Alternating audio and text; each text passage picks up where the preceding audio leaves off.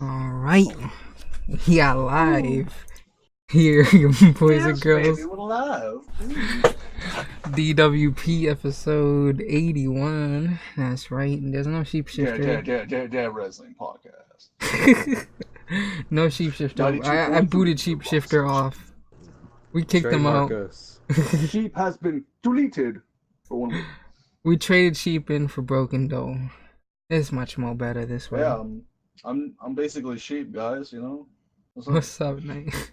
The shifter, the dull shifter. So we're here with Dull Shifter, Soulamazin, and that one dude called Benjamin Rivers. Who I don't know. I don't know why he's still. Hey. I don't know why he's still around.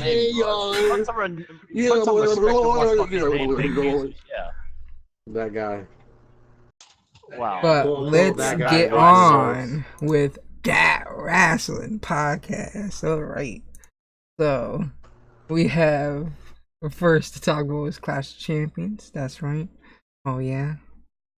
So before we get into it, can we just talk about like ratings? What would you give it so far before we go all into it? Ratings. What would you give it? About Clash of Champions? Yep. I don't know. I'm about to say a 6. I'm sorry. Here, I'm about to just say like an average 6, but for that pay-per-view. All right.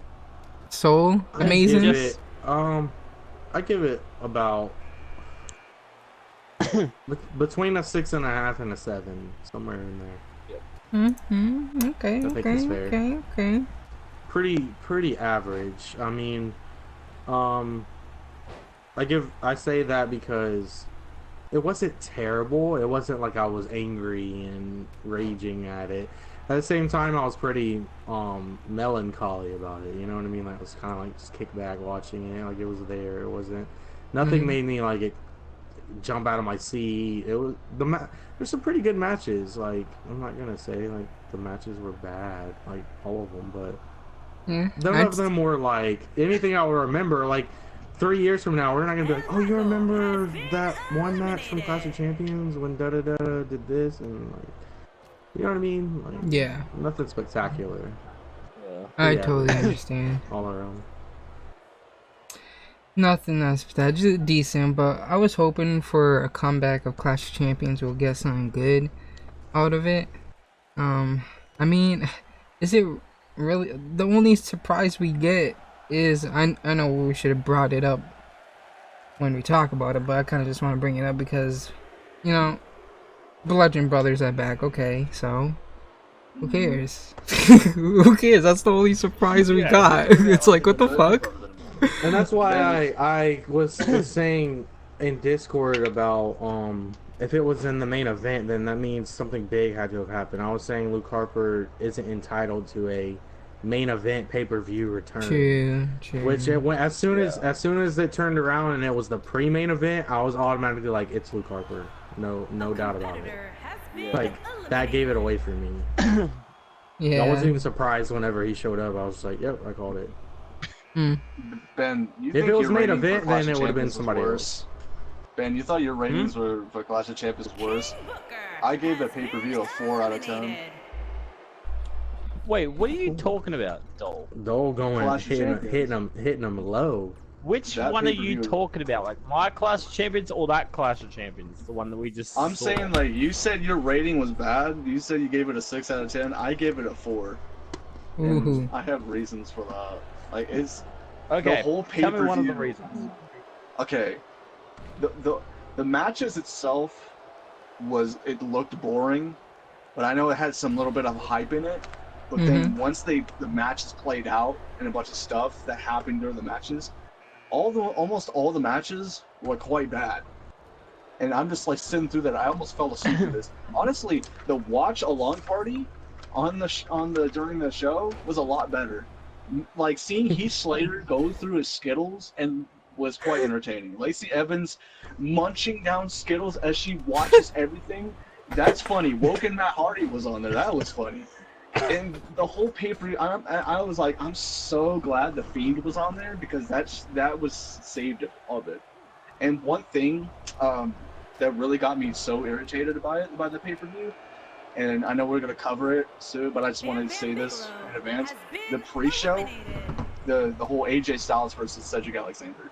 You have AJ Styles, who has been the best wrestler in the world, who's fought everywhere in the world, who's fought in TNA, who's fought in Ring of Honor, who's fought in New Japan, and took the world into a downward spiral, who made it his own, and you made it have him in the pre-show with Cedric Alexander. Like, that's just... Yeah, that's pretty disappointing. That's screwed up. And Cedric Alexander I agree. is not that big of a star. Like, Styles is the main dude. I would have accepted the women's tag team title match as a pre-show than that. I agree. And it should have been. Because that match was definitely pre-show-ish. That match was bad. I mean, I know we're gonna go into more detail on that in a minute. Yeah, let's just start off. I agree with all of that. And I even though my rating is different than Dole's, I can't say that I disagree with Dole's rating. You know what I'm saying? It was bad. It was so bad. I can understand it. Watching Rambo was better than this. The new one. Okay. And that one was bad. That's like watching Goldberg come back again. Wow. Oh, I'm kidding. That low, huh? I haven't watched it. Goldberg yet, versus Dolph Ziggler shoot fight. You understood the reference, though. So, cruiserweight title match: Lince Dorado versus fucking some guy's name I don't know how to say, and Drew Gulak. Yeah, Alberto Del Rio. What? Okay. So Alberto Doritos? What? So obviously Gulak defeated these guys. Any thoughts and opinions you want to share on this match? No. Well, Ben leaves the party. His internet probably messed up, It but was unforgettable. It was unforgettable. Yeah. You mean There was forgettable? nobody that was quite exciting in that match, except for Gulak, I guess. Humberto's alright, but I wish they could have put Oni Lorcan back in it because he's the man. Agreed. But my initial thought with this match was I don't watch or follow 205 Live, so I don't understand how they come about these matches. But I was, with that being said, I was pulling for Lince Dorado to win only because I feel like the Lucha House Party deserves something. You know what I mean? I feel you. I feel like they've been jobbing for so long, and at least, you know, Grand Metalik got a match against Rey Mysterio. Of course he lost, but he got to have a match. Deserved a push, dude. He's amazing. Yeah. But at least he got to put on a good match with Rey Mysterio on Monday Night Raw, and that's something. That's something more than what they've been given. And then I see Lince is in a triple threat for the Cruiserweight title, so I'm like, oh, okay, maybe they're actually doing something with these guys. So it would have been kind of cool for him to pull off a victory here. That's what I was going for, but I mean, I'm not upset with Gulak. One thing I am upset, the terrible botch that we got with this to start off the night.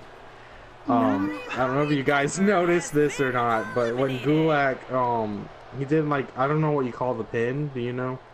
Where he kind of grabs around the waist and does like a suplex and pins him that way. Lince Dorado's shoulders were not on the mat. He had them up around his neck, and the referee out loud says, "Put your shoulders down." And then he puts his shoulders down, and then the referee gets down and counts the 3. So he didn't use a code word. Nobody said anything. He said, "Put your shoulders down" out loud where you could hear him. And it's just like, it's just so, that's like a huge mistake. It makes you feel like it's fake. You know what I mean? All the people who say, "Oh, wrestling's fake," that gives it away right there. Like, it's just silly. Like, it even made me, as a long-term professional wrestling fan, feel like this shit is fake and stupid. Like, even I felt that way. Like, why would you do that? I don't know. It's weird. Like, he should have just kicked out of the pin and then just did one more move real quick and do another type of pin. You know, there's a way to avoid that. You don't just say, put your shoulders down. Like, Once over and this is like, yeah, it's just just get the silly, job done. man.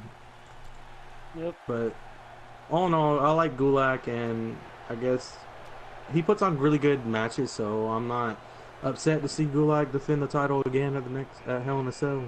I don't know who it'll be against, but whatever. We'll see. Well, I think it's gonna be against. Well, I'm Leo not thinking like Rudd, any spoilers about NXT, but we'll cover that on NXT. Who watched NXT? I'm not followed up with NXT. I'm behind like 2 episodes. You know I don't watch it. Well, you should actually start watching NXT, guys. You should start watching it. So the I next do, I'm match just here, behind. Okay. of course, we have AJ Styles versus Cedric Alexander for the United States Championship match. Styles winning this, and it's been graded an F. I think this is the worst match ever on the card. I'm not gonna lie, I agree with the rating. Show, man, that's the problem. What is that? Even says here, this serves no purpose other than to kill the momentum Alexander built for himself over the last couple of months or so. That's true, though. That's true. Can I say something about this? This match was so bad, Vince McMahon said that he wanted to bury Cedric Alexander after this. Why, though? Vince McMahon. I don't know. It seems like he wanted to do it before. It seems like he wanted to bury both of these guys before he even said that. It sucks, dude. Man, that's just fucking hell, Vince. What else? You want to know what else it says here on Bleacher Report? On Bleacher Report, it says this did nothing to help anyone. It was a waste of a pay-per-view match. I agree, though. I agree. WWE just makes these matches bad for a reason. This should have actually happened on Monday Night Raw. Well, this match they should had a actually good match happen on Monday Night Raw, but like, I don't know what happened with the pay-per-view. Yeah. I don't know. It's crazy. So that potential Cedric Alexander slow push being instantly buried now. Of course. What wants to do now is like we'll give Cedric like just a slow push. Well, I don't know of where course. It's gonna go, but it happened. Poor Cedric Alexander. He's getting nowhere in life in wrestling. Yep. The club is not going anywhere. Like, they're getting buried. They got brought up to just be brought back down. So they became Braun Strowman's bitch. Every Pretty person much. who always gets brought up to the main roster, expect them to just get buried. For real, that's what I feel about Asuka. Asuka's the same way. She's doing YouTube now. she got to turn to YouTube. She's like, I can't afford doing wrestling anymore. I need to do YouTube. I need extra fun. With a gaming chair. Oh Jesus! It was a better match than the Clash of Champions. Oh man. So that's tough. Next we got here, of course, Raw Tag Team Championship match. Of course, Braun Strowman, Seth Rollins, and Dolph Ziggler and fucking Bobby Roode. yeah. This match, oh no, was kind of predictable. Like, obviously, in some sort of way. I mean, And obviously, right? Yeah, and I even actually, I think I actually said that like last podcast. I said, yeah, Braun Strowman, he's gonna actually, there's gonna be like, some miscommunication between Seth Rollins and Braun Strowman. What the fuck actually happened? Miscommunication. This match, I fucking predicted it. Like, I hate Ben right now because he's been predicting everything that's been going on. He said Shane McMahon was gonna be part of that. I hated him for that. And then the miscommunication has happened. Ben is just knows to expect the worst because the worst always is what we get. That just happened out of nowhere. Where did that come from? But I have a thing on this. From From the very moment on Monday Night Raw, when they decided that Seth and Braun were going to team up, from that moment, I told myself, this is going to lead to a tag title defense at the pay-per-view, in which Seth's going to take the pin, and Braun's going to become frustrated. And now, let me tell you why, a little backstory on why this all would make sense. Throughout the entire tag team title defense match, the commentary team were going back and forth with trying to prove the point that Braun sincerely cared about the tag team titles and wasn't only interested in winning the Universal title, right? So if you care about something, if someone else causes you to lose that thing, you're going to overreact out of anger and frustration that they lost something that you cared about. So it would make perfect sense for Braun to get frustrated with Seth for costing them and attacking him for losing the tag titles for them, which would also lead into the Universal title defense later that night. It would build it up. So from the moment that I heard that they were teaming up together, that's what I told myself. Seth is gonna take the pin in the tag team match. Braun's gonna get upset and attack him, and that's gonna get everyone excited for later in the night to keep you watching the pay-per-view from the beginning to the end, where you're just waiting and you're got all this emotion build up to see what's gonna happen between Seth and Braun, because Braun just beat the shit out of Seth because he cost him the tag titles. It makes perfect sense. But then that didn't happen. So why the fuck were they ever a tag team to begin with? It did nothing for nothing. Yeah. It made no sense. Yep. It served no storyline or no purpose at all. It was just to plug them in a second match at the pay-per-view, because you don't have trust in anyone else to carry your pay-per-view. You put AJ Styles on the pre-show, but you got Seth and Braun in 2 matches on the main card. It makes no sense to me. This did not need to happen. Unless Braun attacked Seth after the match, then I get it. Then I understand. It's okay. But he didn't. So it doesn't make any fucking sense. Well, he just walked away. Off and then literally was just like, yeah. If he would have just did like one running power slam and then Seth grabs out his ribs like, oh, I think Braun Strowman may have re-injured the ribs of Seth. How's he going to be able to fight him later tonight? Then everyone would be like, oh shit.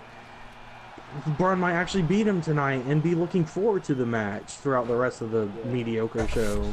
But they didn't do that, so it's like, why did any of this even happen? I don't like how they push Seth Rollins' injuries when it comes to a big match. Like, he did that with Brock Lesnar, and I got so upset with that. But it would have made more sense than being nothing, than nothing happening. True. You got a point. For storyline purposes, it would have made sense. I mean, he didn't have to come out like taped up and on crutches and the backwards hat to like oversell it, but you know what I mean? Dana Bryan did that at WrestleMania. I mean, we didn't need to see these guys as tag champs for like 3 weeks for no reason at all. No, it was about like 4 weeks, and then they just ended it. They did that for nothing. Completely nothing. Sounds like WWE to me. Next. Yep. Just put AJ Styles versus Cedric Alexander in the opening match of the night. Yeah, true that. True that. That's all you had to do. Yeah. So SmackDown Women's Championship, Charlotte Flair versus Bayley. Bayley defeating Charlotte. That wasn't even a match. In 5 minutes. What was that? And they didn't bring no story to that for later into the pay-per-view. It's just Bayley lost. Bayley won dirty. She beats her with the turnbuckle padding, and then all of a sudden she just wins and just runs off like she's like Earl Hebner out there screwing over Bret Hart. Like there was nothing. Charlotte just lost. She got embarrassed. And then Bayley's whole Bobby Lashley being confused looking ass is just like, I'm a face even though I do heel stuff. I'm like, what are you? You're not Becky Lynch, all right? You're just a female SpongeBob that only kids like you because they want to hug you. Even the Bayley kid screwed off. She's doing other stuff now. Like, what are you? Yep. And can I say something about the 4 Horsewomen thing, them being pushed? Yes, you can. The 4 Horsewomen being pushed at this point, I feel like the Four Horsewomen needs to, they're being overpushed, all 4 of them, and I feel like that's quite of an insult to all of the other talents in the women's division. You got people like Ember Moon, Asuka, Kairi Sane, Naomi. And they are busting their butts in that division on Raw or SmackDown, wherever they are, and they're grinding to become the next champion, and all the hype is just all to the other people. It's like with the Attitude Era, they only had the over push for people like Stone Cold, Triple H, The Rock, and Kurt Angle, and this like. What the? I understand, like they're supposed to be like this women's revolution stuff, and they're only doing this to promote the next game, 2K20, and that's why they're all pushing each other and all that stuff. And it just leave that to rest and let other people like grind to get that work. It's like Becky Lynch, for example. I used to like her. I used to thought she was like an over but then ever since after she lost the title to Money in the Bank against Charlotte, she had the War Women's title. She's just been playing downhill. She went downhill.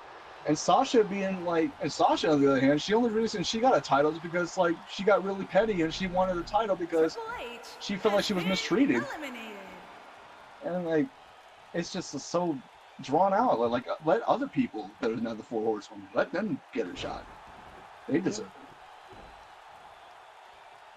Facts. Big facts coming out tonight, boys. Totally agree. Soul, you got anything to say? I know you like Charlotte Flair, Soul. Yeah, Soul. I mean, I agree to an extent.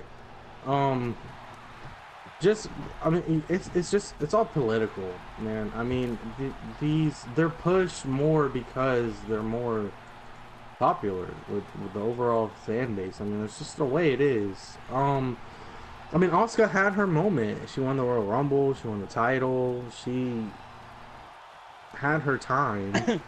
I think that she deserves better than what she's being given right now, but some superstars have brief moments and some have longevity. It's just the way it's always been. I don't necessarily think it's a huge problem. I mean, in a way it is, but in a way it's not. You have to have your top superstars that you keep around, because if you don't, those are who's popular. Like, imagine if they just all of a sudden decided not to put the Four Horsewomen on TV. Like, shit ton of people are gonna like complain and stop watching, because that's the women they care to see. They don't care about the rest of them. Like, it's just the way that it is. Like, I like Ember Moon as a wrestler, but I think she's terrible everywhere else. I didn't want to see.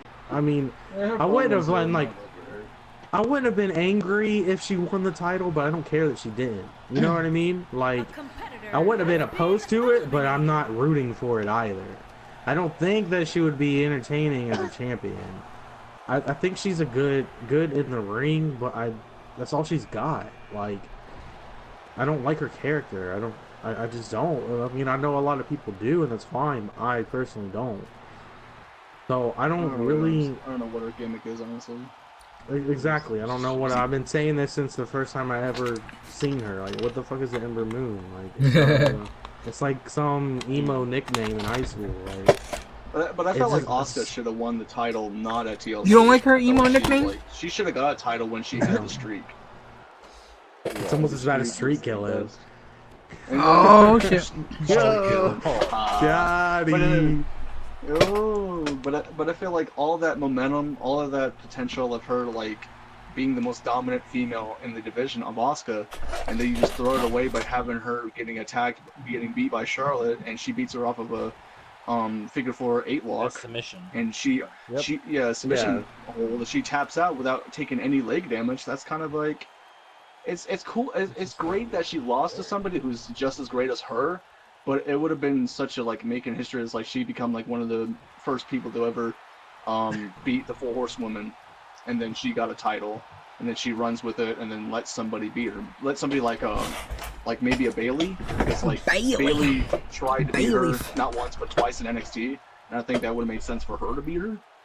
But like for the I'm not saying anything bad about the Four Horsewomen, like say like they deserve to be off the TV. They just like like. have them on TV, have them at the same state, but like let other people like get a chance to be in the same levels as well.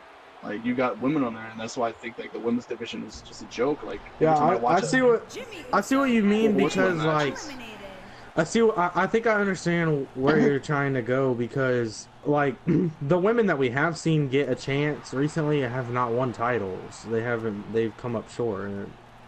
Ember Moon and Lacey Evans and Natalya and everyone who's had a shot at the title have all lost.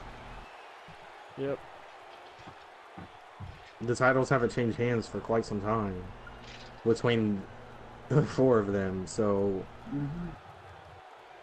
it's just when is enough and when is enough. Like I'm also Becky Lynch used to be Never like, enough.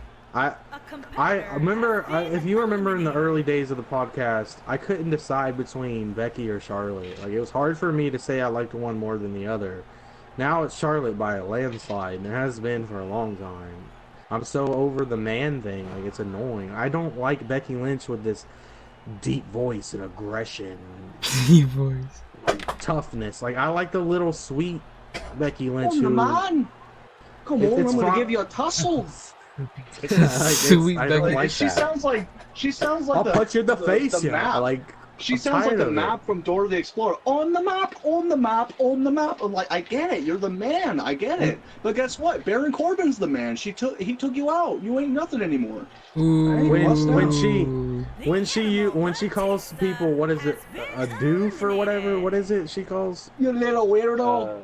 You little weirdo. No, there's another word that she used. There's another word that she uses. You little goof or weirdo. something like you goof or something like that. You little, I don't know. It's just Doofus, class. something. There's some word that she uses that I get mad every time she says it. Gosh. Yeah. What does Seth Rollins do to her? I swear. Relationships change somebody. She's in bed saying, "You little weirdo." Your little wiener is not going to pull anything to the man's work. Alright, let's move on now. Oh, I got something to say about this one too. Oh yeah. Oh, SmackDown Tag Team That Championship. is- The New Day versus the Revival. Oh, my boy. Oh yeah, man, the man. Revival defeating the New Day for the tag team titles. Oh lordy lord. The first tag team. Bleacher Report is giving this a C+. Twice. All I C want to plus say here. about this Revival is wins in this. I am so tired of the Revival winning tag team titles and then immediately losing a match right after and losing every match that they have that's not for a tag team title. Yep. Like, Oh, don't worry. they Wait till lose Hell in a Cell every other loses again match. to The New Day. The New Day won't take the They title never back. win a tag team match, yet they always get a shot at the tag team titles, and then they lose again as champions. Like, why? Watch I the don't- Usos gonna come back and I'm take so the titles away from the Hell in a confused. Cell. Yeah, we're just gonna get Usos versus the Rival they're again. Yeah, they're Revival probably will actually be gonna fucking do that. God It's damn, gonna be Uso like, penitentiary. Like, what the? Like, no. great. It makes no sense to me. And then they're gonna get another title opportunity out of thin air for no reason. It's just like Dana Bryan it's just, said. what are you doing? And let's go back to the Dana Bryan joke. Knock knock. Who's there? The tag team division. The tag team division who? Exactly! Right? Huh? Get it? Tag team division. GG. Yep. I mean, Dana Bryan and Eric Rowan tried it. Yep. I hope the best I can hope for is the Ooh, excuse me. Usos take it at Hell in a Cell, and then the Authors of Pain come back and attack the Usos. Yep.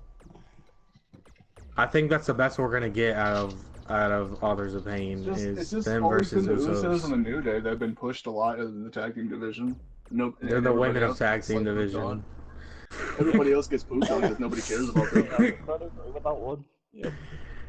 GG. Yeah, that's true. And Exactly like the women's tag team. I like these teams, but I love tag team wrestling, and I want to see other tag teams. Like Like, Bleacher amazing- Report, the Fiend. they said this is more of story than an actual match in Bleacher Report. Yeah, it was directed to the Kofi Randy Orton story. Yeah. That's all it was. Yeah. Yeah, I think it was just to make people think that Randy Orton was gonna win. True. Yep. No, man. Just so- Kofi, little just black so we girl can- Kofi winning, man. No. Just so that everyone would be even happier for Kofi. Kofi, man. Little black girl always wins, man. She win there for the But- ganja, man. That's all I gotta say on that. Okay. Alright, let's move on. We next have- match. Oh, great. Yeah, Can we get this next match? Women's Tag Team title match: Alexa Bliss and Nikki Cross versus the match. Fire and Desire. This Cross- match was so fucking bad. Cross talk about the and fact Bliss that- obviously won. We knew this was coming, so it was predicted. It was predicted. Yep. It was predicted. We already knew it. Another C Can we plus talk about rating. the fact that no one gave a shit about anything about this except for Nikki Cross?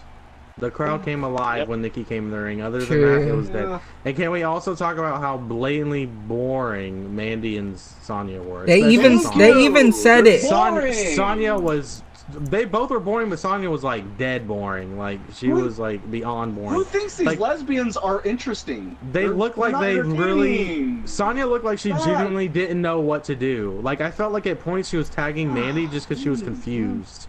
Like she would look around and like just walk over to Mandy like slowly and tag her. Like I feel like she just didn't know what she was doing.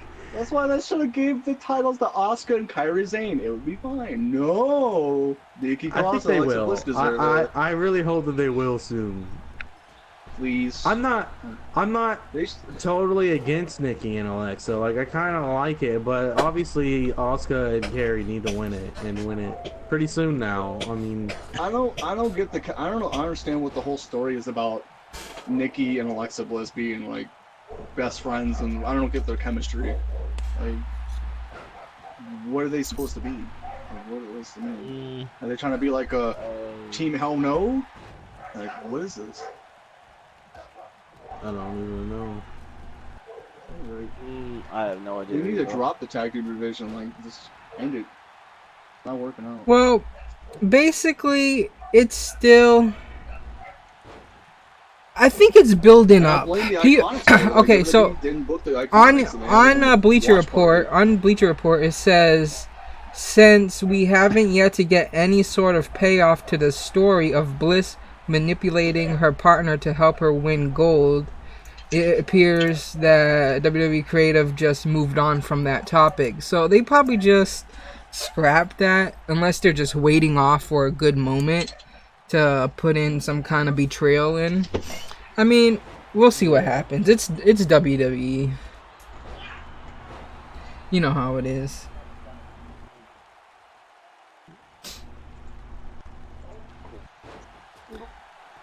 Yep. Alright, let's move on then. It's It's a big pause. Big pause. Yeah, let's move on. It's a Yep. Intercontinental Championship match. The Miz versus Shinsuke Nakamura. Can I, just say something about this match? Nakamura Sami defeating fucking Miz, Zayn by the was way. so fucking annoying. Sami Zayn was fucking annoying. He was in this whole supposed to match. be annoying. That's Sami Zayn. A graded C on this match. Not that great, I guess, from Bleacher Report. Shinsuke versus the Miz. Hey, poo poo. Listen, They I even thought said it the on Miz was here in gonna Bleacher win this Report. because No, I thought the Miz no was gonna win chemistry. this. No chemistry. But I also thought that the Miz versus I thought the Miz was gonna win this was because like, you know who else is also a 9-time Intercontinental Champion? Oh, Chris Jericho. Jericho. And I felt like yeah. if they do something that to erase Chris Jericho's history, because they're slowly doing that because he's a part of AEW, then have somebody do the same thing. And Shinsuke and The Miz didn't really have some sort of match. It was just sort of along the lines of like, hey, we're just going to have Shinsuke. I don't know what they did to Shinsuke. I think WWE just completely just forgot. They just didn't take him seriously. That you got Shinsuke Nakamura, the best wrestler of the world in Japan, who went through every obstacle, who had classic matches with Finn Balor, Okada, Tanahashi, and you put them out there. Even AJ Styles, their match was actually good at Wrestle Kingdom, and you put him into WWE, and his NXT career, it was good, but then you bring him over to the whole main roster, and you have him as a heel. It was cool the first time, but the whole momentum kind of died down when he had lost that feud with Styles, and no one cared about him ever since. Like the same thing with like Asuka. I think Vince has a thing for Asians where like, hey, Asians are poopy poo poo. I don't like them. Go away. And Shinsuke is on the other hand just he's good. He's talented. Let him be what he is. Let him be the king of strong style, not the king of a Michael Jackson ripoff. Stop. Let Shinsuke be him. Yep. No one cared about his United States title run, and nobody cares about his Intercontinental title run. And Sami Zayn ain't doing nothing with it, but selling an injury from The Undertaker after he took a nicely, safely landing from a 54-year-old man's chokeslam. Come on. Yeah. What is that?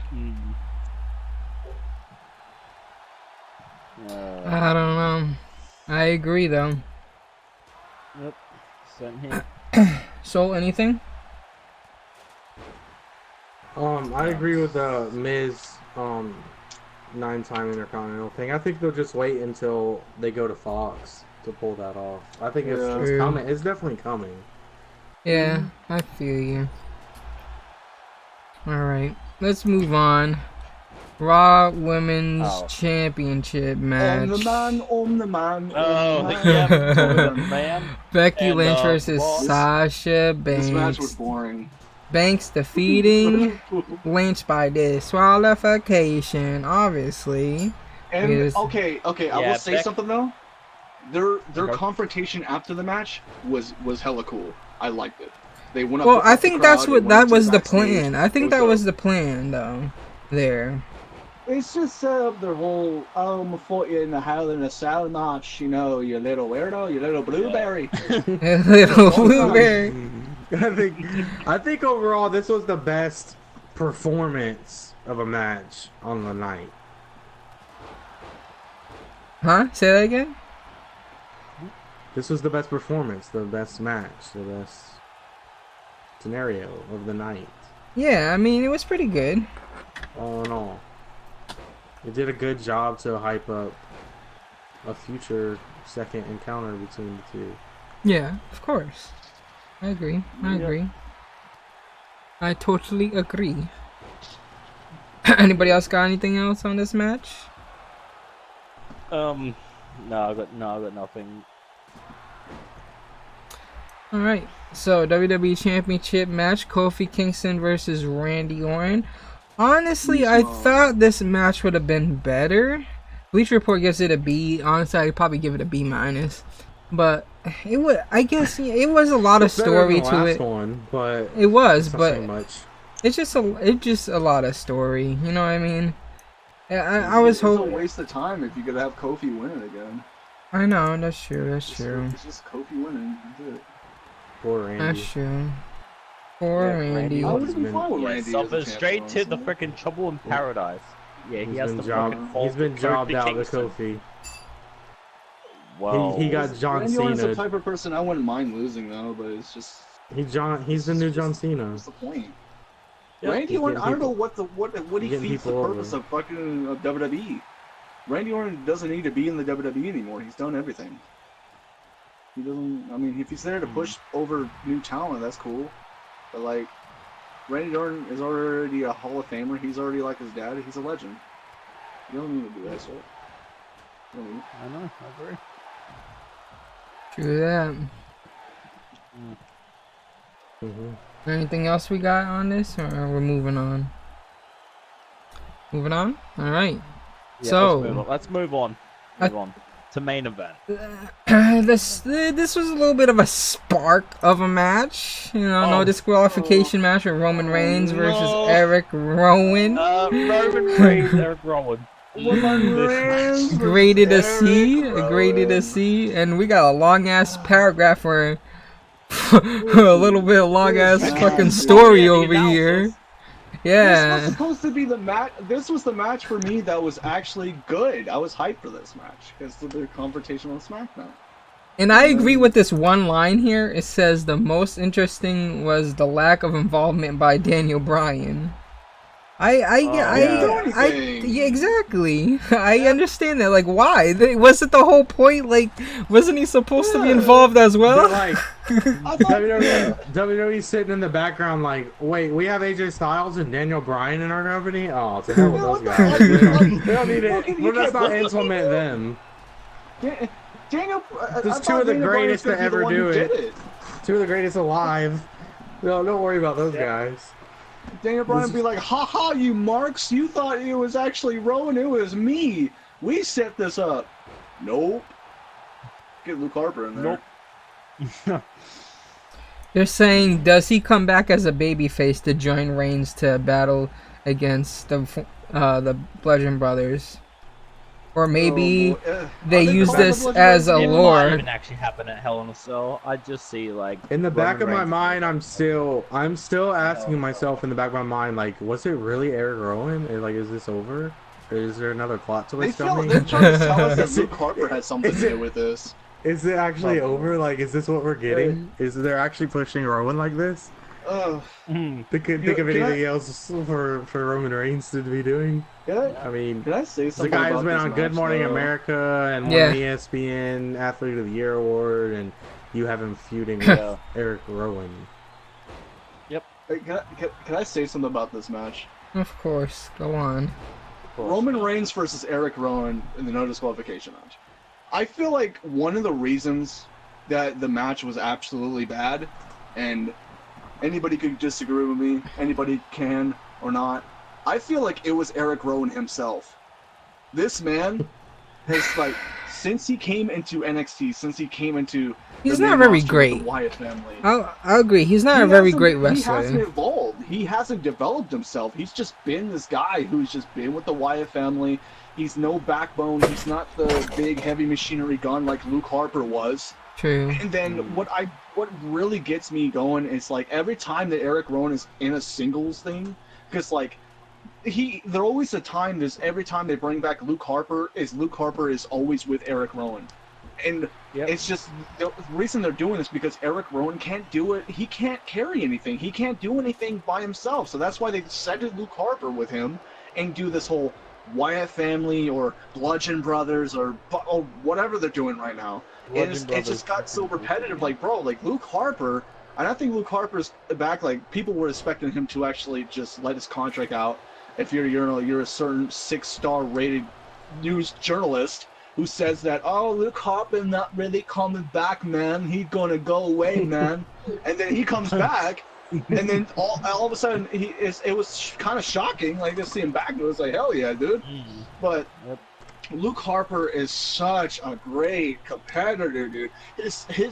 Nobody talks about his Intercontinental title run. It was so underrated. Yeah. And his feud with Ambrose. This man is so nasty in the ring. He was so good in CZW. He is pretty good. I will agree. Luke Harper, he has some good.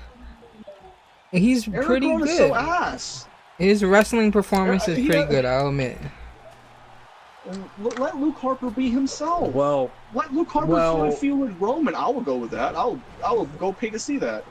I'll tell you this though. Eric Rowan had some words for you on SmackDown this week, buddy. Oh God! God! Listen, but you know what gets me about all of this is the whole point. Daniel Bryan had no lodgement into this. He was the reason. This whole situation got into this. Once they revealed that it was Rowan.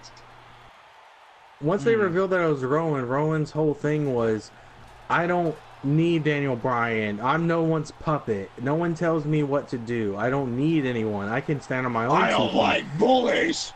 I can do this on my own. What's that? But then and then gets Luke Harper. But then Luke Harper helps you beat Roman, so it all just didn't make sense. Good old fucking Roman. Like the fucking big dog loses to and then didn't he say at the end of that match? Didn't he say at the end of the match, "No one can tell us what to do"? I'm like, okay. What the fuck? I thought it was me. Now it's us. So you didn't need Daniel Bryan, but you need Luke Harper. I don't understand. Yeah. That's what you're telling us. It's also funny too, because like he said that he put up a tweet on there. He says no strings can hold me down. Bray Wyatt's like, "Come home, baby boy." I'm like, oh damn, no Bray, no, go away. He's basically all like, you know, Daniel Bryan was too controlling. Luke Harper gets me. He lets me be me. He understands me for who I am. I think you figured it out. It's just a relationship. It's a love triangle. You're a love triangle, yeah. You figured it out. No, Daniel. It's clearly what it is. You're too needy, Daniel. That's what he's telling us. You're too needy, Daniel. You're too controlling, Daniel. Daniel controls him, tells him what to do. Why do you care And Daniel's like, I hate liars. Why you cheating on me? I hate liars. Why you cheating on me? Daniel Bryan's basically cheating on Kane. Oh, I figured it out. He did this. He attacked Roman Reigns to frame Daniel Bryan just so we can leave him to be with Luke Harper.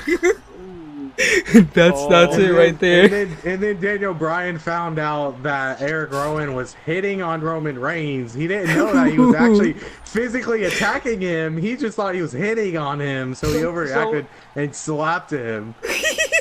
And then Luke Harper's sitting at home, and he's all like, "Oh hell no, you gotta slap." Oh hell no! Oh hell no! I'm coming back now. I'm coming in that room. I'm coming to defend my Eric Rowan. Yep. Was it Roman Reigns with big Seth dog and about to Dean? eat Was he up having my a love man. triangle with that? Wait. Oh man. Okay. That's the story Roman right Reigns there. with Seth and Dean, and you know how everybody is so weird. I see it on Instagram. These gay Shield accounts of like Seth and Roman kissing each other, or Dean. They're touching each other's buttholes and stuff. Like what is that? Whoa. Nice stuff. People are freaks. He said touching each other's butthole. Whoa. Yeah. Whoa. This took a turn for the worse. Did y'all see that? Was it Instagram post or Twitter post that Seth said? He posted he posted a picture about the Shield. It goes, "How would you guys feel if the Shield got back together?" or something like that. I was like, "Oh, okay." I know it's not gonna happen anymore because Dean's full blown AEW blood. Dean got tired of WWE. He said himself that he ain't going back. Yep. But I just don't know why would you post that though? Like, wouldn't Mr. McMahon be like, "Hey, that's a no, Seth. That's a fucking no. You don't post that." Seth posted it on I think on his Instagram. I think it was on his Instagram or Twitter. It was one of those I was looking at and I saw it. And it was this picture of the Shield and he said something about the Shield being back together or something like that. And you know, Mr. McMahon's probably was pissed off at him when he posted that. That's a no, Seth. Dean Ambrose is not with us anymore. Dean Ambrose is AEW. You mentioned AEW? These are all those elite marks. Get out of here. Dean Ambrose will come back only if AEW doesn't succeed. Yo, true. AEW doesn't look like it's gonna succeed. I'm sorry. Even if it does succeed somewhat, I mean, look at all the superstars that went to TNA and came back. The Hardy Boys, Kurt Angle, Booker T, Ric Flair, Hulk Hogan, the Dudleys. We don't talk about. Yeah, where are they actually all of them right now? Like, there's like a million of them. Retired. We don't talk about TNA. But they went to TNA and came back to WWE. Guess who they have? They have Tommy Dreamer, Sabu, RVD. Oh, They're keeping it going. About fucking Come on, they have Tommy Dreamer. Let's go, man. Shit about, Come on, Tommy Dreamer. Come on, guys. The only point I'm trying to make that it is possible for someone to leave the WWE, go to AEW, and come back to WWE. It is possible. Of course, it's totally possible. Back to WWE if you're part of AEW. Like, you're shunned for life if you go to AEW. I mean, not really. But They why took wasn't it that way they with TNA though? yeah, they You took would that have with felt that way back TNA. then. They Wasn't took really people that much from of a competition with WWE, WCW. They though. took people from this and that. Like, they don't care as long as they get you on the show. If they know you're a big star, they're gonna want you on the show. That's how WWE is. Well, I got the Brian Cage guy. He's a big, squat, muscular man. Well, I'm feud against Brock Lesnar.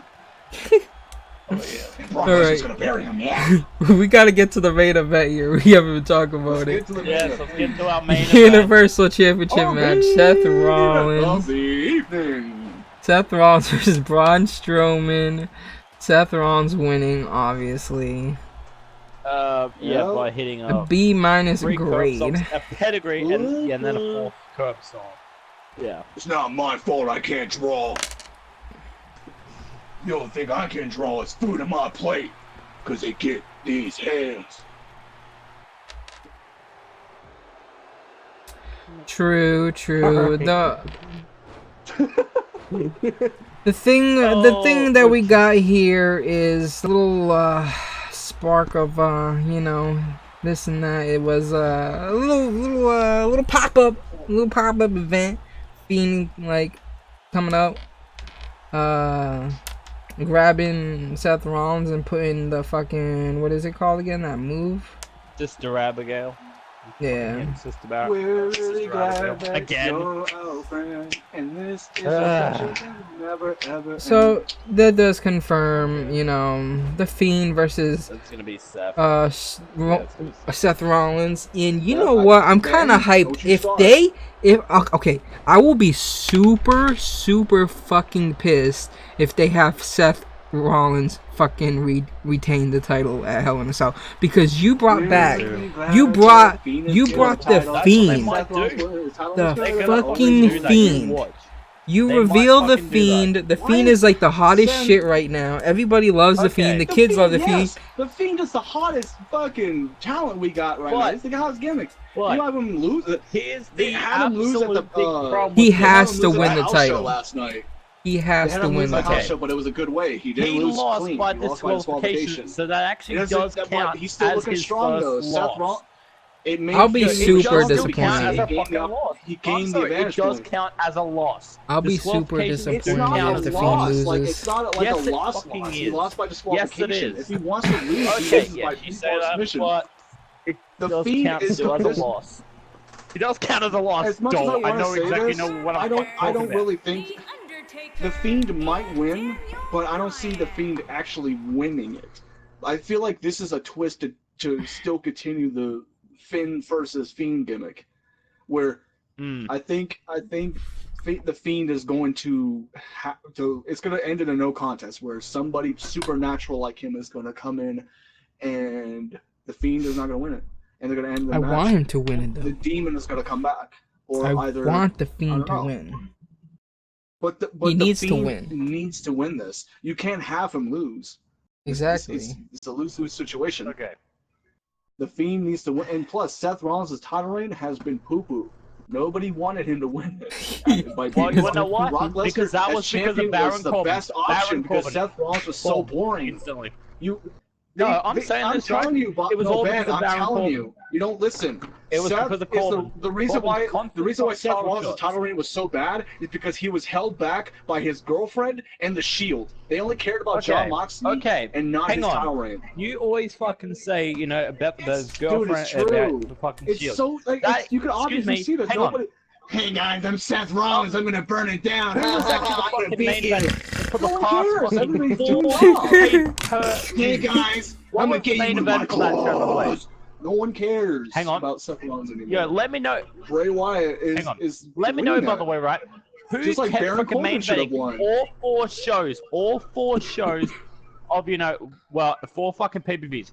Baron Corbin versus Seth Rollins. Baron Corbin versus Seth Thank you for Rollins. being my support, Baron Ben. Corbin Suck versus it some Seth more. Rollins. Baron Corbin versus Seth fucking Rollins. And every single time, Baron Corbin would always fucking lose, by the way. So, you know what? It doesn't matter. So, Baron Corbin's king now, bitch. Okay, Oh, no, that is a By beautiful the note for way. me to leave on because I have to yeah. go now. Hang on, wait, hang on. Kudos All right. to Streetkilln, spitting Did them anyone facts. actually see, It's what been actually real, happened y'all. I'm in out of here. Ben, let me say my goodbyes, when please. stupid Bye, Queen guys. Corbin Bye, was guys. destroyed. That was the best He said point bye, he guys. said. Thank you. Peace Thanks, out, goodbye. soul. Goodbye, solo. No one gives a shit. Goodbye. Wow. I said it now. Yeah, Ben Rivers turned heel.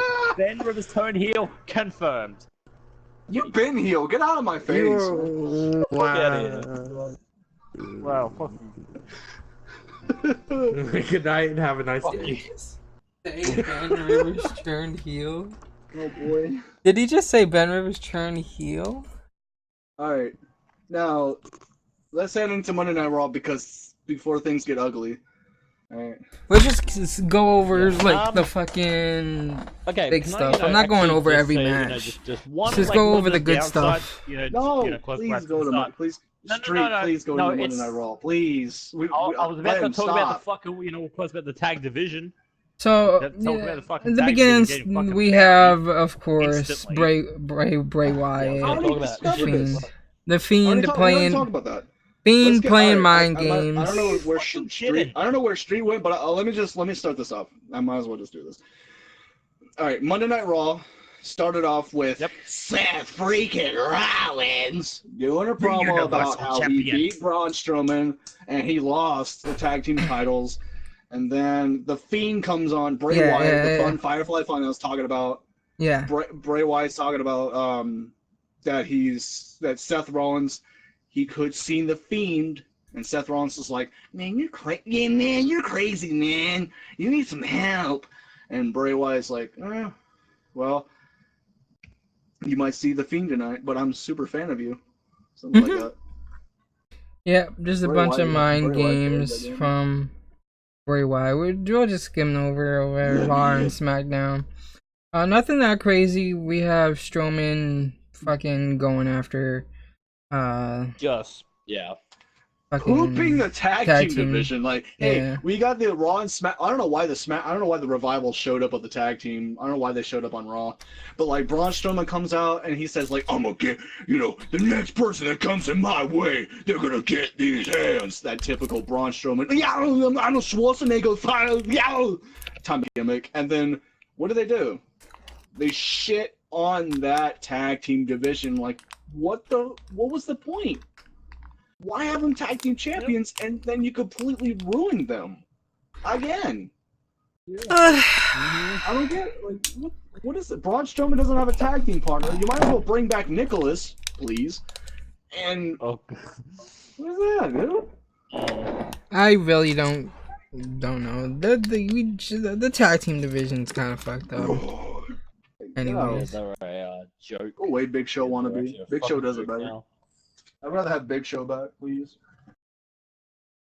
so then we got OC versus Viking Rage versus Cedric Alexander. I guess fucking, I don't know why. I guess just because for the stupid gay ass fucking I'm not want to say gay ass, but like just lame ass pre-show that we got, we have to have the OC this time winning. Gotta I'm just gonna shove it down our throats. Yeah. So Yep. What did you? And then we have the best man around. No. Let's go on to the King of the Ring. Oh God. King Baron Corbin versus Chad Gable. I am so sorry. This should have been Chad Gable's moment. This should have been Chad Gable's moment, by the way. No. This should I have will been say Chad this Gable. though. No. I'm gonna say this though for real. Had the fucking This win match all was the fucking time. Ben, nobody cares about your opinion. All right, stop. Oh yeah, see, but for real you know though, what? but No one for even real gives a though, shit about your this fucking dumb match- opinion. So shut the fuck up. Move No, on. stop. Hey, calm down. Okay, I'm keep just talking. saying. Keep talking. I'm just saying, Baron. I'm just saying the match for real though. The match itself was really, really good. It didn't really make Chad Gable any weak and made him look strong and made him like an underdog. Nobody wanted. It's like nobody expected him to be in the finals, but he ended up in the finals. And Baron Corbin, really it had this moment to really shine out with Chad Gable, and Chad Gable was there to bring that to the table that we haven't seen in a while. Chad Gable's the guy who, you know, that has been outcasted for so long and been shoved in our tag team matches with Jason Jordan and Shelton Benjamin. And then this guy is like, that's well done. That's really good that they have a 15-minute long match and Baron Corbin comes out on top. But I think it makes sense for Baron Corbin to win it because heels the heels deserve to be. It makes sense for a heel to win it. Like the last heel was Wade Barrett. It didn't really look like it would be any sorts of good resemblance of a king, but the last face king of the ring we had was Edge, and that was 01, and Bret Hart in 93. William Regal's was the best that they had because William Regal really standed out. He was really good. He was a good character, and they made him look like he was an actual dictator. We don't know for sure what's Baron Corbin going to do. Is he going to be like a dictator? They're saying that he's going to go the way of King Sheamus. That's what Bleacher Report is saying. Does anybody remember what King Sheamus did? He was a heel. It was just major. He was just basically a major, like, stuck-up fucking heel, smirky heel kind of thing. That's all. He was just basically a heel that he thought he was all that and shit like that. It fits Corbin though. Baron Corbin's that dude. Like he can really work. He's a really good heel, and I think he brought up the best matches on there. I felt like he should have won the Universal title. Like he deserves the WWE title push. Mm-hmm. Like this guy is like everybody sleeps on that bus down there. He's already had his time. He's already had his time. Seth Rollins already had his time. Chase up the Universal title. He's already had his chance. Corbin, and what happened? He failed. So no more rematches right for fucking Baron Corbin. So I'm just saying, literally, okay. Ben, you say this every time somebody goes after Seth Rollins. Corbin, like you're a Seth Rollins mark. I see Corbin winning the IC title or the United States Championship. Better yet, Seth Rollins' Intercontinental title run was the best of Monday Night Raw in 2018. He was a much better WWE champion as a heel because he was a cocky heel. He was in the authority and everybody loved him. Nowadays, all that support and love for Seth Rollins has died down because nobody cares for Seth Rollins anymore. It's just now it's time for a new champion. And people are now seeing that for Kofi Kingston again now. And I feel like Seth Rollins, the Fiend needs to lose. The Fiend needs to win because, you know how much creative ideas. This is how Bray Wyatt can do so much with it, and he's the one who's creating all of this magic. Okay. And he's doing something that Woke and Matt Hardy should have done. But guess what? He got outcasted, and now the Fiend as WWE champion. It would be great. And Seth Rollins, Fiend is WWE Universal To Champion. SmackDown and get drafted at this point. But then that's the thing also, by the way, so if Seth Rollins fucking loses this, the Universal Championship match, what is fucking next for fucking Seth Rollins? Because he's already accomplished everything in the WWE. Go up against the WWE title. Have him fight Kofi. There is nothing left for him to accomplish. Just saying. What's there accomplished for Seth Rollins? Nothing. You can have Seth Rollins go up against the WWE title because why not? Or just have him go do something, Intercontinental title, whatever. It's not like you're acting like Seth Rollins is going to lose the Universal title and then he's going to end up going away. It'll be retiring. No, Seth Rollins has got a lot on the table, and Bray Wyatt is somebody that everybody would love to see as Universal Champion because he's the most hottest character right now. You can't deny that. The Fiend is somebody you cannot see losing. The Fiend cannot lose. True. You just don't know who you think is going to beat the Fiend. It's unpredictable. Okay. Push for Gable as I know, well. where you're coming from, but you have to Soul said it was a push for Gable as well. Yeah, but you have to think this very strategically. What if the Fiend wins, then frickin' Seth Rollins, it's just the same old bullshit as always. And there's instantly no fucking plan for fucking Seth Rollins. The best thing that they should actually do. Shut up, man. They have plans for that. He ain't no better than Kenny Omega. He ain't no better than Will Ospreay. All right. I'm just saying. There's other people that deserve that damn belt other than Seth Rollins. Like Seth Rollins already had his time. All right. You're acting like Seth Rollins is like the new John Cena of Bloody Bray 2019. Wyatt, he had, he had his fucking time with the WWE title. Yeah. That was 2 years ago, though. All right. Let's move on before we get off track. 2 years ago. Don't care about Dole. You want to, like, you always say, oh, please have the Fiend win. But in the end, it's going to be I'm not like that. I just think he should win. Let's talk about this cringy ass segment. This cringy ass segment between Maria turns her gender reveal party into a father reveal party, revealing Ricochet was the father. This is interesting, ain't it? Kind of my question on this. A big F's in the chat for this one. Fucking thing. Hang on. This whole fucking segment was just a waste of the fucking time. It was just like literally was just like a waste of the fucking time. By the way, so I actually saw I played this whole thing. I instantly fucking hated it. So they went from Ricochet being the fucking father, and then Maria Kanellis comes out and says, well, Ricochet's not the father. Then they bring back Rusev for this fucking segment. What the dumb fuck? I have to agree with that. It doesn't really make sense. Like, Rusev's married. What does this mean? It's just, for fuck's sake. It would have been much better if Maria gave birth on live TV than that. Yep. Wow. I don't know. Like, this doesn't make sense. Yep, that's why we move on to another kind of stupid, kind of little whatever thing. We have Kane basically giving R-Truth a little bit of a tour, and then winning the best moment of the night.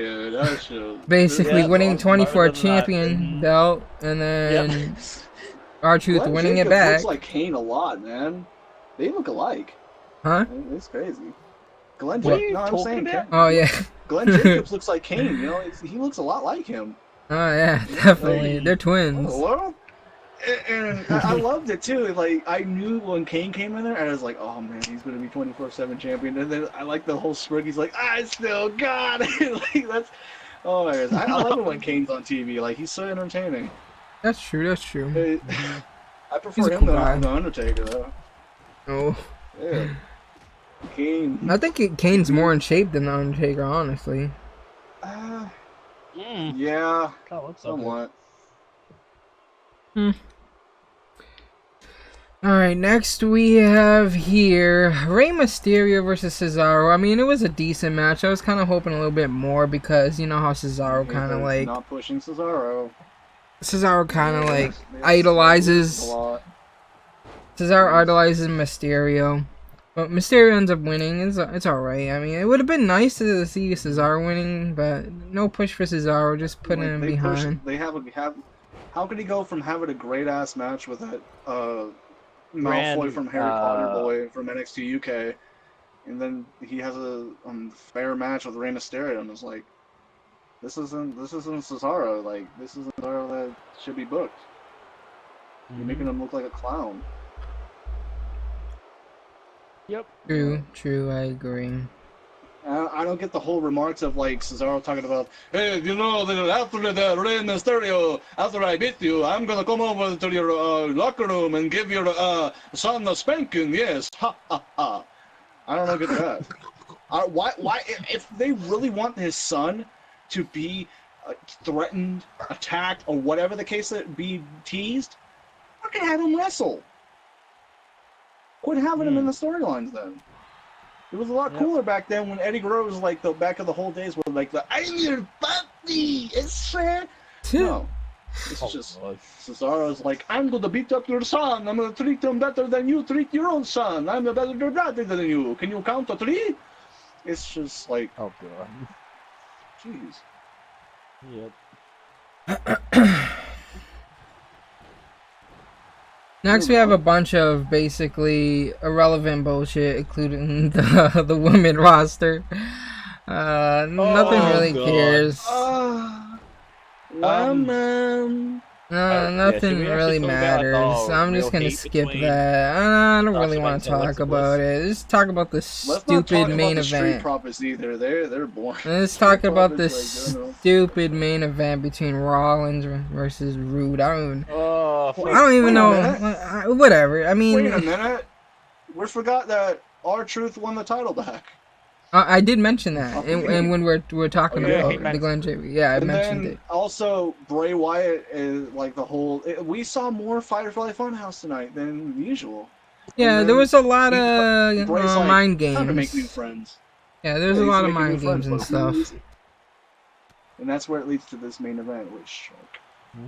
Which was, it was just story-lined main event, you know, nothing too crazy. Of course, Rollins defeated Rude by the Q, of course, here. Yep. And we had the OC coming out and shit. Kane arrived to clear the ring, blah blah blah, and the Fiend, the Fiend came out. He choked the Big Red Machine and all this and that. I mean, to help it's us pretty good. Rollins. Somebody says Hornswoggle getting beat up on Esther. What?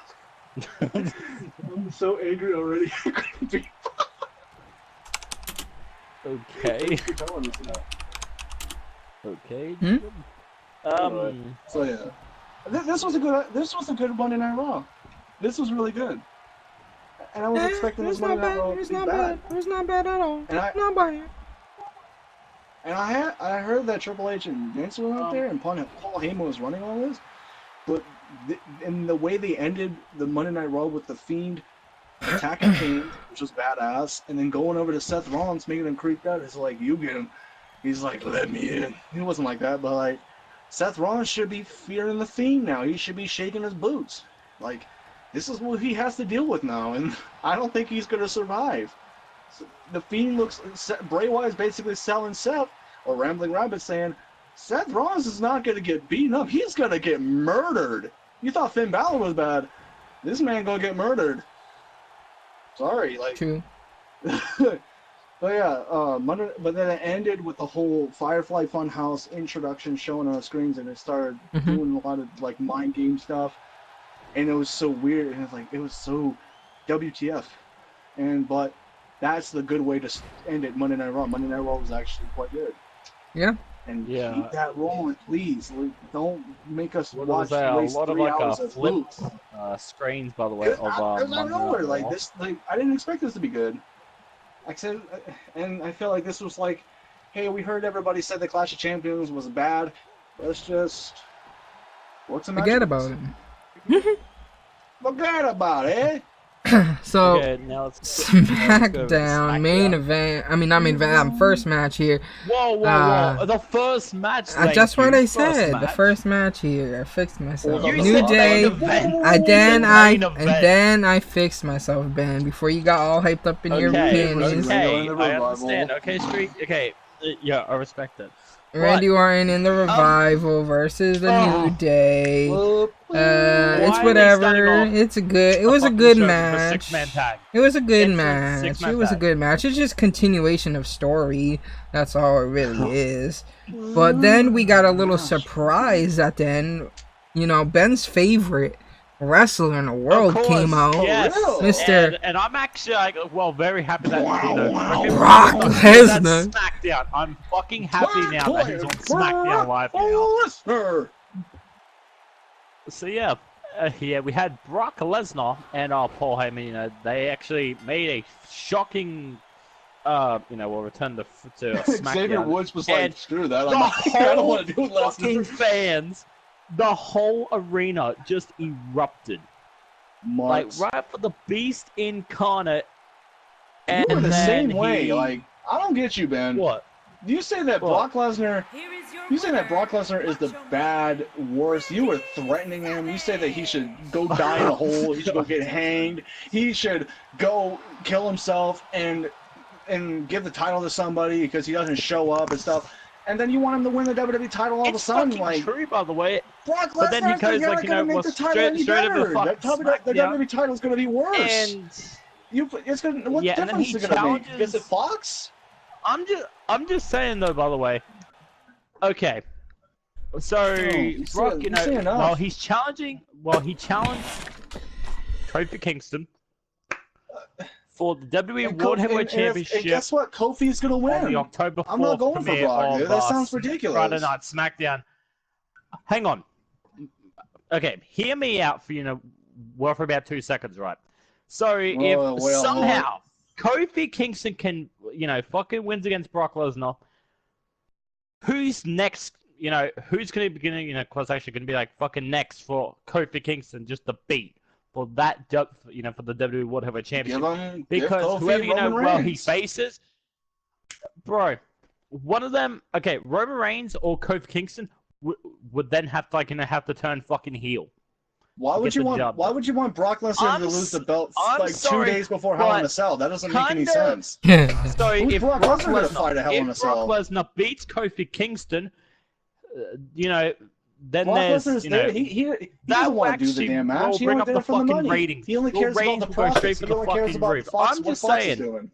You don't care about wrestling. The ratings will go right for the fucking roof if Brock fucking wins right on the premiere of SmackDown or Friday Night SmackDown. Yeah, and the ratings went through the roof on Monday Night Raw when Kane unmasked after losing to Triple H. The whole ratings will go straight to the damn top. Yeah, I get it. The whole rating stuff, I know it will blow the roof. Brock Lesnar WWE champion, but it's not. It will be fucking like the greatest fucking moment in history. Kofi Kingston, what would work if it would blow everybody's minds? Okay, what would be shocking more? Kofi Kingston beating Brock Lesnar in the middle of the ring clean, or Brock Lesnar beating him in the middle of the ring?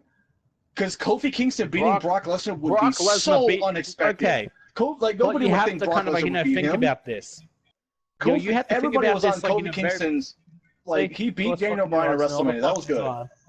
But Brock Lesnar's a bigger draw, and that would boost the ratings too. I would respect Brock Lesnar I would respect him again if he lets Kofi Kingston beat him. That would be some good stuff. Okay, Kofi's run. It'd be like it has been. It'd be like Finn Balor. I will say this: it has been good. But it's just the perfect time just to have fucking Brock Lesnar, just win the WWE World Heavyweight Championship. Dude, Brock Lesnar is not going to make anything better with the title. It's just the perfect time. It's going to be the same way. Why? Brock Lesnar win the World Heavyweight Championship. It's just the perfect time. Because, okay. It's no perfect time, dude. They're going over. Brock Lesnar being champion. I'm surprised, though, that Ben would want Brock to win. I'm surprised. Brock Lesnar, I'm surprised too. Brock Lesnar is WWE champion. Look what happened. Everybody got sick and tired of Brock Lesnar being champion. He was champion for 8 months. And guess what? They gave it to Seth Rollins by making Brock Lesnar look strong, but not having him get pinned or whatever. Because nobody wanted Brock Lesnar. Everybody wanted Seth Rollins. Nobody wants. Everybody's talking about Brock Lesnar because they're hyped for a Fox SmackDown. Yeah, all I'm only just saying because. So when I actually watched of course this segment too, SmackDown, of course the match itself it was okay, but Brock Lesnar coming back of course right to SmackDown where he actually freaking kind of took the WWE fucking championship away from the fucking Rock. Yes, I know it it was right at SummerSlam. Brock Lesnar's push back then was amazing, and it was unexpected. But here's the problem, because if you have Kofi win. It just makes it just too obvious.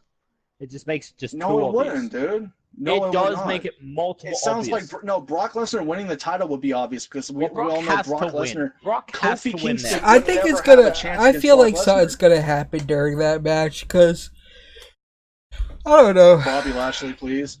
Something's gonna happen. Bobby Lashley spears Brock Lesnar. Something's gonna happen during that match. It's gonna. No one's gonna. It's gonna be disqualification or something. It's gonna be crazy if Kofi beats Brock Lesnar in the middle of the ring. It's gonna be crazy. Exactly, and I don't think they're gonna let that happen. And I don't think Brock would want that to happen. If anything, what is set in stone would be Brock to win, but they don't want to ruin the momentum of Kofi Kingston. So I don't know. Something's gotta happen. He's already okay.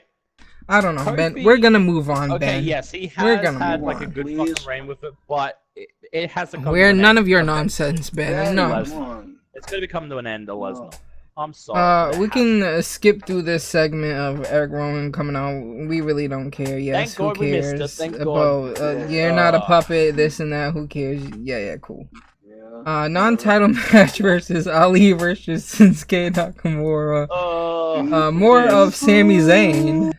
Who doesn't love Sami Zayn, right? Who doesn't like seeing Mufasa, boy? Who doesn't like seeing Mufasa lose, right? Mufasa listened to shit stain Nakamura on. Nothing that great here. It was just he just got attacked by Nakamura. Nothing really. Kinshasa, that blah blah blah. Then we got some more talking and stuff. I don't know. Shane McMahon talks. Kevin Owens firing Thunderbolt, finding him a fake $100,000 because all this is fake. He's really not gonna get fired. Wrestling's fake. So just more of Owens leaving the company again to take a break to just come back in another few months. Like, I don't know. That's all that Kevin Owens has been. It's just, if you look back, it's just Kevin Owens leaving the company, coming back, leaving, coming back. Him to go to NXT because he's teasing to go to NXT. Yeah. Next we got Charlotte Flair versus Sasha Banks. Oh god. Yep. Flair deleting Banks via disqualification. Again, and of course we had freaking Bayley, of course, to interrupt the match by attacking. And then Carmella comes out for no reason. Carmella. I know. Yeah. What was it? So Carmella, friend of Bayley. I guess so. Help Charlotte Flair. I didn't know that was. I don't know. Okay. Carmella and Charlotte are fucking feuding a couple times. I'm gonna do a run and. Nothing too crazy so about them.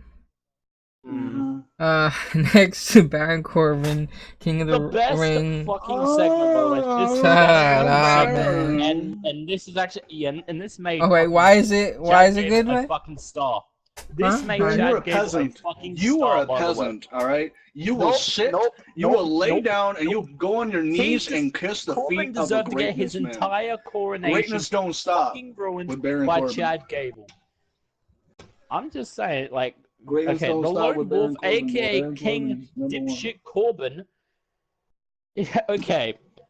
Never ever Who piss off fucking cares? Chad Gable. Chad Gable Corbin's came doing it in, well. ripping up He's doing it well. everything, tearing this and that, assaulting Corbin, blah blah blah, next Chad stomping Gable on the is strong, crown. To be honest, Corbin did start it. Corbin Big man, Corbin's tough gonna go to man. and watch. He got all that money, boy. He got all Tough he man. got all the gold chains and gold rings. No, not gonna do anything. Not gonna do anything.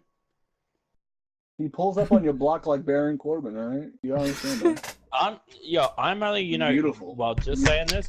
This segment was so fucking good.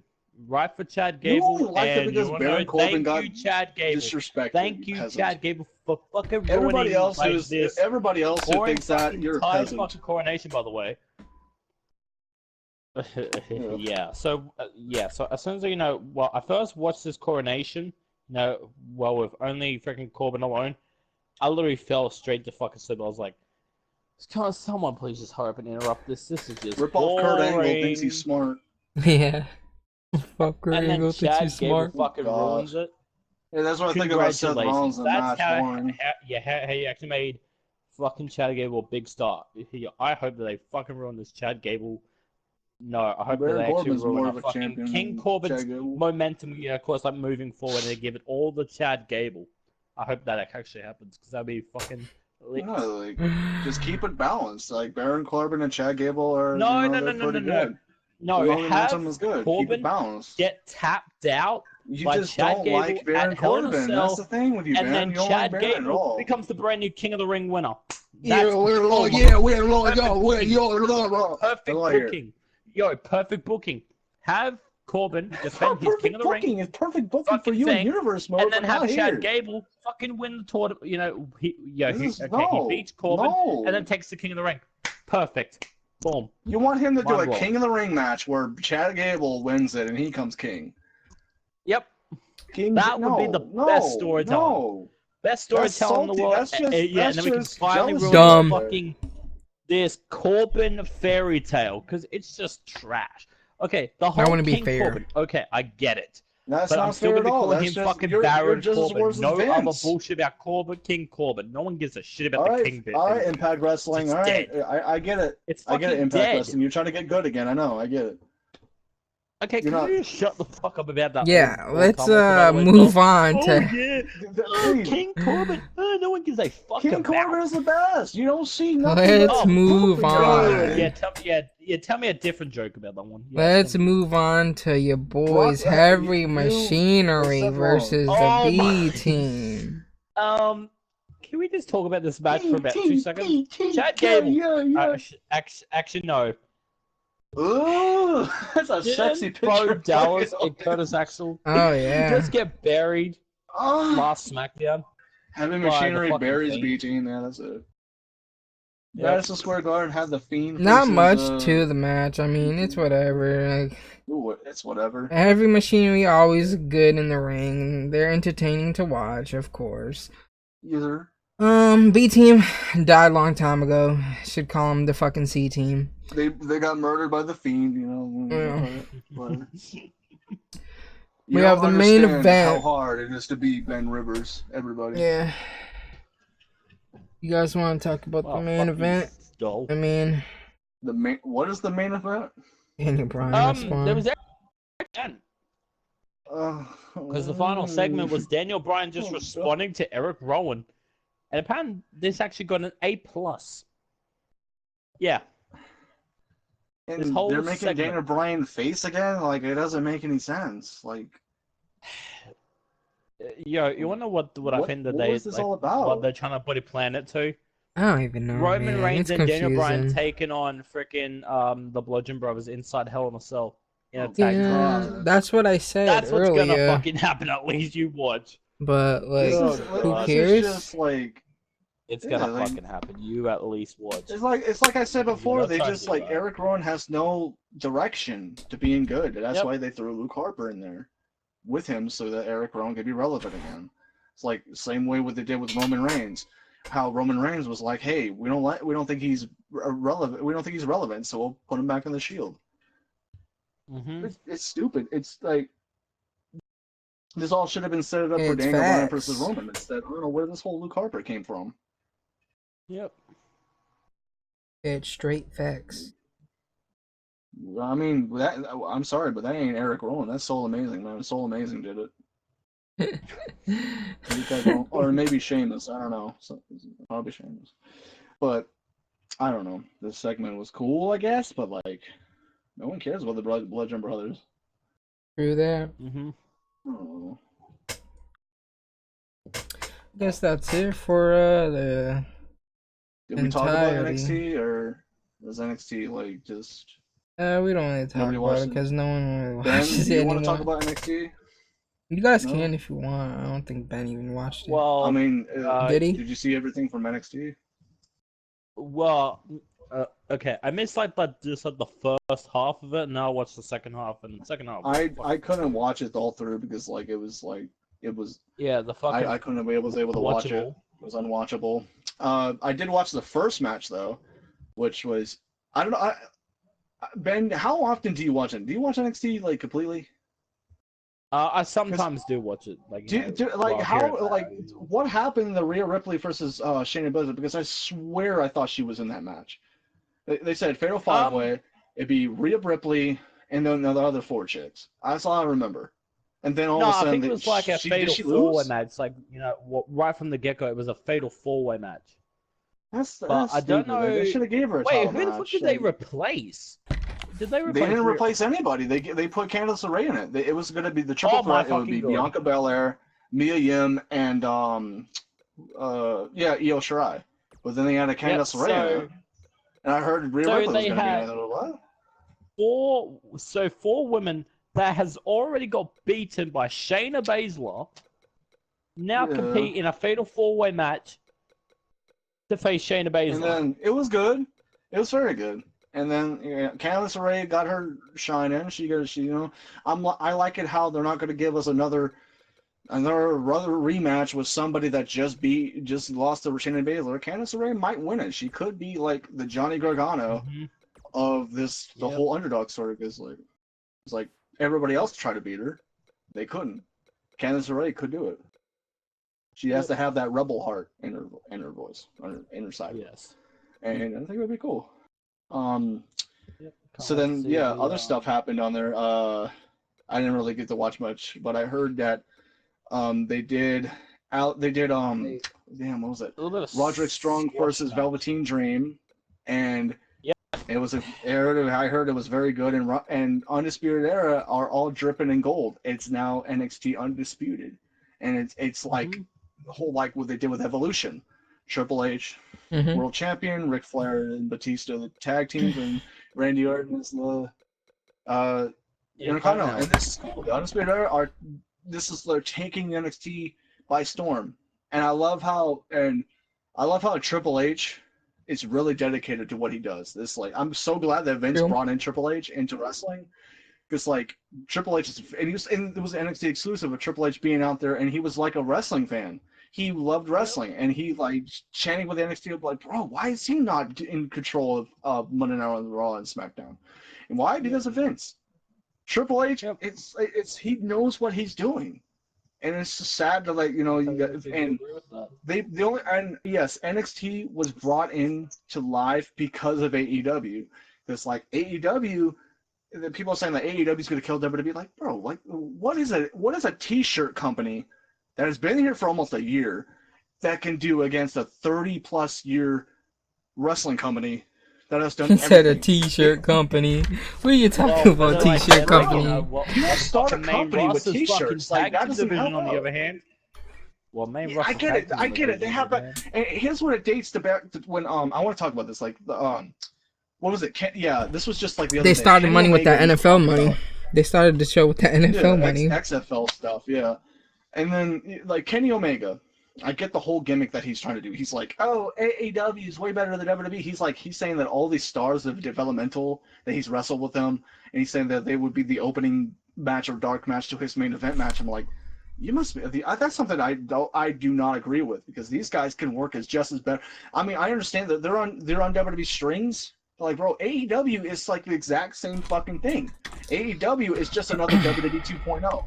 They're taking people from the indies and they're making these they're making these stories. Yes, they're interesting, but these storylines are not what are they doing that's changing the world? If they're completely doing the exact same thing as WWE is doing.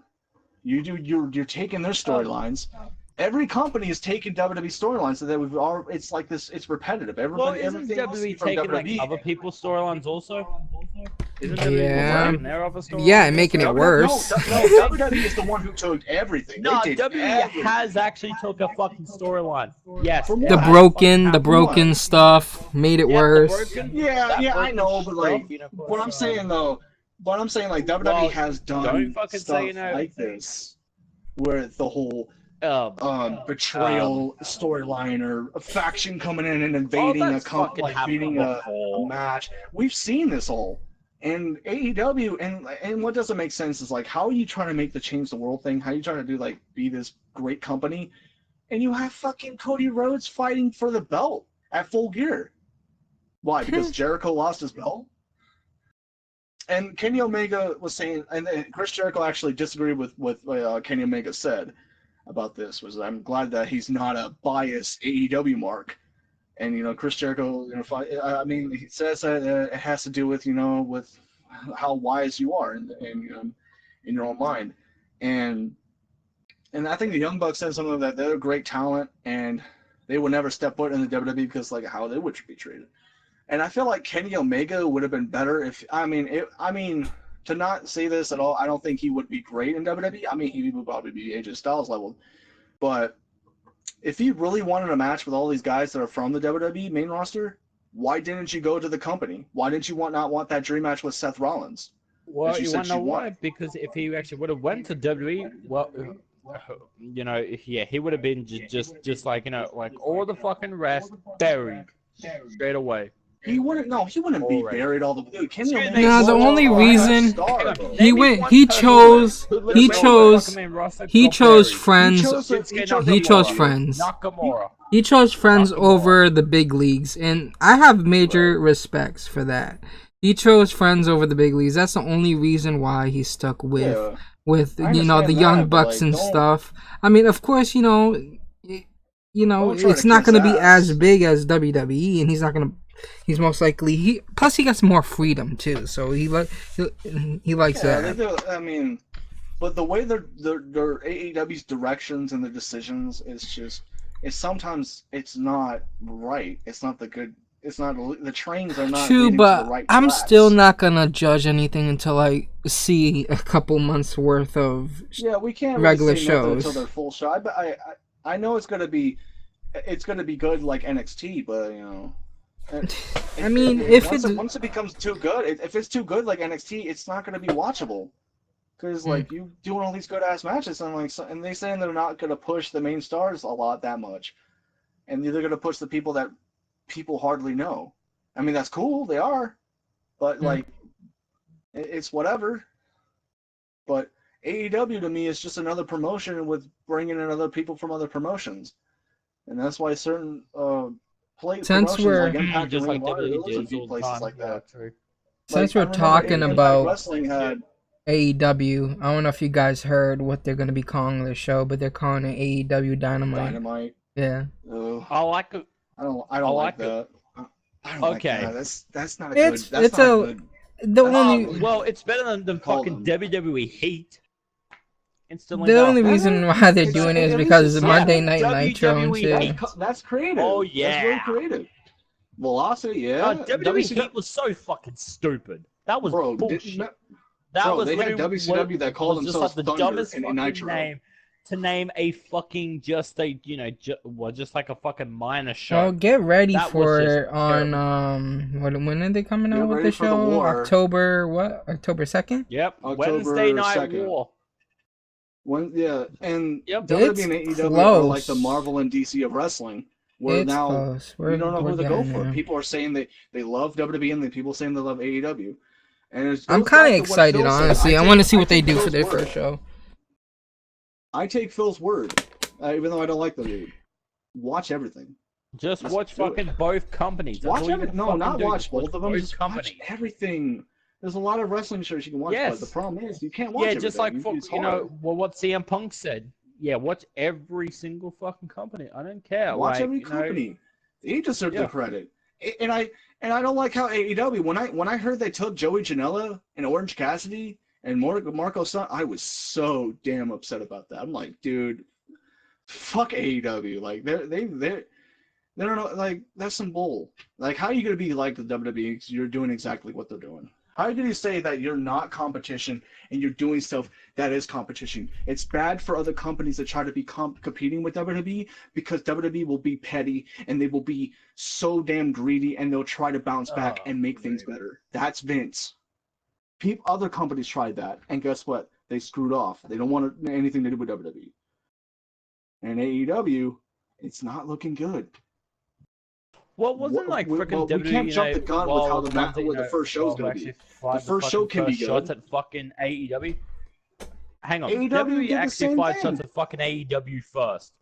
WWE fired shots but like at AEW is doing the exact same thing. So that's kind of like their fault. So that's WWE's Actually, fault. No. You got that wrong. AEW was the one who firstly took shots at WWE. No. Hang on a second. No, I'm saying that because Cody WWE Rhodes did. No. Cody Rhodes hit the sledgehammer. He hit the Triple H throne with a sledgehammer. Okay. Directed to Triple H. This started way before. That started way before.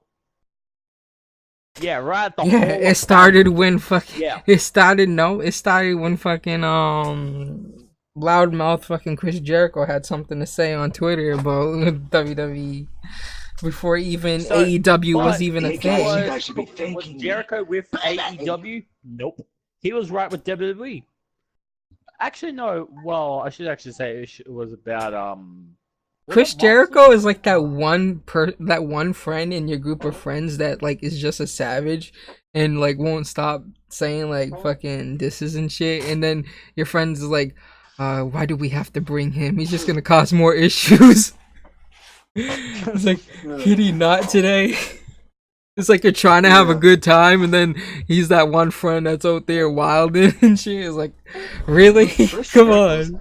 A little bit of the bubbling. Like that's that. Oh that's god, a, yeah. That meme that's on the a- other that's a- hand, that's kind of But it's now like I don't like Rollins it. He's I don't like like how he's like like that one friend that is like annoying and but he's cool at the same time, but you don't want to hang out with him because he's always annoying and starting Did shit, you but know he's I'm in a still band cool. named Fozzy? Did you know I got titles? You know, hey Ben, Yeah. you know Y2J was the undisputed champion and he was declared the winner at Vengeance and Vince McMahon and Booker T screwed Stone Cold? You know that? You get Do it? not want to actually. No, don't want to hear about it today. Okay, move You on. guys Yeah. before we go Fuck on you, doll. before we go on and end the podcast, you guys got any like news or rumors or anything to talk about? What other news Can we is talk there? about Are there? NXT injuries at the moment, or can we Yeah, hold like this until later? yeah, I heard Velveteen Dream got injured. What was that? Yeah. What's that about? Don't know. What happened to him? I think he kind of actually, I think it was like something about spine injury. I don't know what it was. I'm just gonna check this quickly. Something. Boy. And also, if anybody wants to know what happened to Kyla Ray, I heard that she was in an event. I know she left AEW due to back injuries, but then she ends up going to freelance wrestling not too long ago. Oh wow. Maybe she should. I Complete think she'll go to bitch. NXT. I don't know. And also, Well, if she goes to NXT, well, expect everyone just to hate her for doing that. Like, they saying that there's like a mystery tag team that's gonna. What's that match in AEW in the Dynamite, whatever, that they're having this mystery tag team match or whatever. Yeah, who's gonna be the tag team partners. Yeah, tag team title match or something. yeah, that's like gonna be I heard. what the I fuck think is that tag LAX is team? gonna be in that. Yeah, it is probably gonna be And- LAX. You watch. And this Or is actually might be a also kind of a different tag team. cover. This is also kind of a cover because I don't know, Impact Wrestling, no one really cares at this point about it. But it's like Joey Ryan was on there, out of nowhere, doing a mimosa for Taya Valkyrie, which I thought that was quite funny. Joey Ryan spilling champagne in his dick. He's like, Oh, "Hey, touch your God. penis, baby." That's Oh god. And Taya Valkyrie's like, he's like Taya Valkyrie's like Ben. He's like, I don't like this. It's disgusting. Like, gross. And then there was another thing that happened that's crazy. You know, Impact Wrestling is like when they go somewhere like Mexico, like it's so dead. Mexican wrestlers, like the Mexican wrestling fans, are like so boring. They don't like it. They only like the AAA people. You got AAA people in there? All right, cool. Yeah. The other stuff that happened is like what was it? Su Yung versus Jessica Havoc in a hardcore match, whatever. What was it called? And one point of the match, Su Yung takes a stapler and drives into Jessica Havoc's clit. And I was like, what the fuck? You crazy bitch. And then but then after that match happens, they go backstage and Su Yung is getting hanged by the neck. And they don't show it though. But I'm like, whoa, that's kind of dark right there. I don't know what Impact was doing there, but that's kind of great. They're not like ECW where like Sandman is on a damn cross on some barbed wire and Kurt Angle is like, I don't like this at all. I'm gonna tackle him. And no, and then Raymond's right there, and they actually I'm glad, or like Brian Pillman pulling a real gun at Stone Cold in this house. No, it's not like that. But I'm glad they made it safe where it doesn't show. And then Su Yung deleted her Twitter after the whole segment happened, and we're like, is this meaning that Su Yung is dead? Like the character's dead, or is what's going on? We don't know for sure what's going on. What's gonna happen? Yeah. But I like that. And then LAX had a match on there in their last match because they lost the titles against them, and they lost their last match against Willie Mack and Rich Swann, which I didn't. It was like why have them lose again? Let them go out in a bang, and I mean it was a win or lose situation. It was a cool match, but like have them win would be better, and then they'll be successful in AEW, and this is why Impact Wrestling is kind of going out the downhill. And people were saying this was going to be good, and I don't know expecting anything from this if they're going to Access TV. If they lost Killer Cross, Ali, LAX, Pentagon and Phoenix, and then lost all these people. Hang on. Also, I want to bring this up out of nowhere. This happened to a event that I love the most and love to dear to my heart. And it's called GCW, Game Changer Wrestling. It's It's like CCW, but it's a lot better. They're not always like doing death matches, but they have good creative stuff. Has anybody seen the movie Bloodsport with Jean-Claude Van Damme? I heard of it, but never really watched it.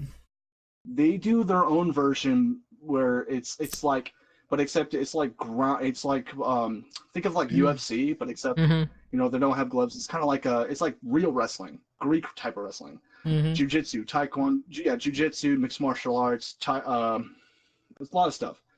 And there was a part of the match where Killer Cross, out of nowhere, after beating Nick Gage, goes out flat and says, for Bloodsport 3, I'm here to challenge Dave Batista. I'm like, that's crazy. Why would you want Batista? Does anybody remember Batista's first MMA fight? No, I don't remember. Was it Ben, good? do you? I don't know. Ben, do you remember? Oh, I don't okay. remember. Lacey Evans got pulled over by a police officer. Of course, Ben's talking about In some Canada. stuff. In Canada. What happened? Oh boy. It's not good. Cool. Lacey Evans got arrested apparently, according to Ben. Lacey Evans got pulled over in Calgary, Alberta. Oh boy, now she's gonna be banned from Canada. Not too many people get banned in Canada. Nah, he pulled her over right for speeding.